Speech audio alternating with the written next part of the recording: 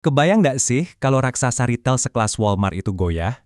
Dan ini bukan karena saingan loh, tapi karena musuh dari dalam, kekacauan data. Nah, ini adalah cerita gimana masalah data yang kelihatannya sepele, nyaris melumpuhkan salah satu perusahaan terbesar di dunia. Pasti pernah kan ngalamin ini? Kita cek aplikasi di handphone, katanya stok ada, tapi pas udah capek-capek ke toko, raknya kosong melompong. Bikin kesel banget kan? Nah, sekarang coba deh, rasa kesel tadi, bayangin itu terjadi jutaan kali, setiap satu hari, di seluruh penjuru dunia. Itulah mimpi buruk operasional yang lagi dihadapi sama Walmart. Jadi, apa sih yang sebenarnya kejadian di balik layar? Kita sebut aja kasus ini kesalahan miliar dolar. Sebuah krisis data yang diam-diam, pelan-pelan menggerogoti fondasi bisnis mereka. Oke, biar kita paham segede apa masalahnya, kita harus lihat dulu skala Walmart. Bayangin ya, ribuan toko, jutaan transaksi tiap jam, dan rantai pasokan yang nyambung ke seluruh dunia. Skala sebesar ini, kalau nggak punya data yang kokoh, ya ibaratnya kayak bangun istana pasir di pinggir pantai. Tinggal nunggu waktu aja buat ambruk. Terus, bencana data ini kelihatannya kayak gimana sih di dunia nyata? Inilah momen di mana janji manis dunia digital tabrakan langsung sama kenyataan pahit di dunia fisik. Nah, ini dia biang keroknya. Di satu sisi, sistem komputer mereka dengan pede bilang, tenang, barangnya ada kok. Tapi di sisi lain, kenyataan di gudang, zonk, raknya kosong. Ada jurang yang lebar banget antara data dan realitas, dan ini merugikan semua orang.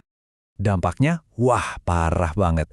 Penjualan hilang, ya jelas kan, pelanggan datang barangnya nggak ada, ya mereka pulang. Biaya logistik bengkak karena barang malah numpuk di tempat yang salah.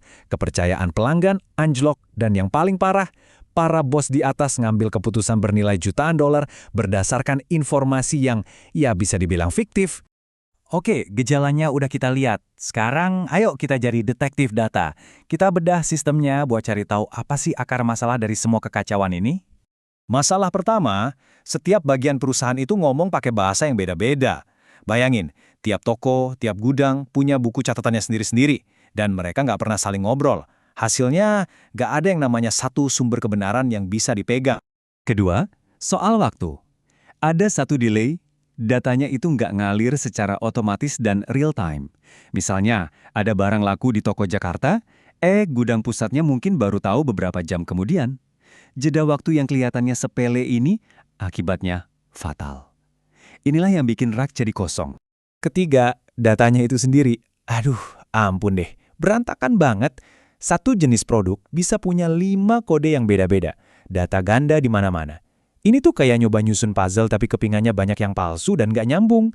Gimana coba mau ngelacak stok barang kalau nama barangnya aja beda-beda di tiap catatan? Dan yang terakhir, ini yang paling dasar banget nih. Nggak ada tata kelola data. Artinya, nggak ada aturan main yang jelas. Nggak ada yang tahu siapa yang tanggung jawab sama data, siapa yang boleh ngubah, gimana mastiin datanya benar. Ibaratnya, ini tuh kota tanpa polisi tanpa lampu merah. Ya udah, pasti kaos total. Jadi, kesimpulannya udah jelas banget ya, ini bukan cuma soal teknologinya yang jelek atau orang yang salah. Ini adalah kegagalan desain dari akarnya. Fondasi data yang seharusnya menopang seluruh bisnis Walmart ternyata udah retak dari awal.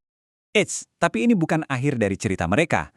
Mereka sadar masalahnya dan langsung gerak cepat buat perbaikan besar-besaran. Yuk kita lihat 5 langkah perbaikan dari Walmart.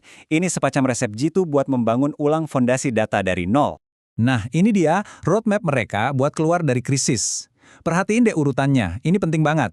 Mereka mulai dari membangun satu sumber kebenaran lewat database terpusat, terus mastiin datanya ngalir real time. Baru setelah itu, mereka bersih-bersih data dan bikin aturan main. Dan cuma kalau fondasinya udah kuat, baru deh mereka bisa naik kelas ke analitik canggih.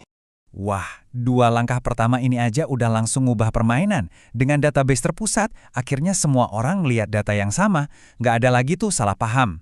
Dan dengan integrasi real time, begitu barang kejual, infonya langsung lari ke gudang. Rak kosong, sistem langsung tahu detik itu juga. Keren kan? Selanjutnya, mereka bersih-bersih rumah. Manajemen data induk ini memastikan satu produk ya cuma punya satu kode, nggak ada lagi cerita data ganda. Lalu tata kelola data itu ibaratnya jadi satpamnya, yang menerapkan aturan ketat biar datanya tetap bersih dan bisa dipercaya. Dari yang tadinya sumber masalah, data mereka sekarang jadi aset yang super berharga. Dan inilah puncaknya. Dengan data yang solid, Walmart akhirnya bisa melakukan hal-hal yang tadinya cuma mimpi. Mereka nggak lagi cuma reaktif, tapi sekarang bisa prediktif. Mereka bisa nebak pelanggan mau beli apa minggu depan, mengatur pengiriman jadi super efisien, dan ujung-ujungnya, untung dan efisiensi meroket tajam. Jadi, setelah melihat semua ini, apa sih pelajaran utamanya? Sebenarnya simpel, data adalah segalanya. Yuk, kita rangkum pelajaran penting dari jatuh bangunnya Walmart ini. Jadi, semua istilah teknis tadi itu sebenarnya praktis banget. Database perusahaan, yaitu artinya punya satu otak pusat, bukan ratusan otak kecil yang jalan sendiri-sendiri. Integrasi data, itu artinya semua bagian tubuh ngobrol satu sama lain secara instan, nggak pakai telat.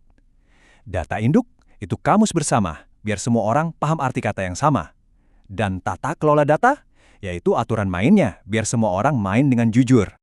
Oke, jadi ada 3 hal penting banget yang bisa kita ambil dari kasus Walmart ini.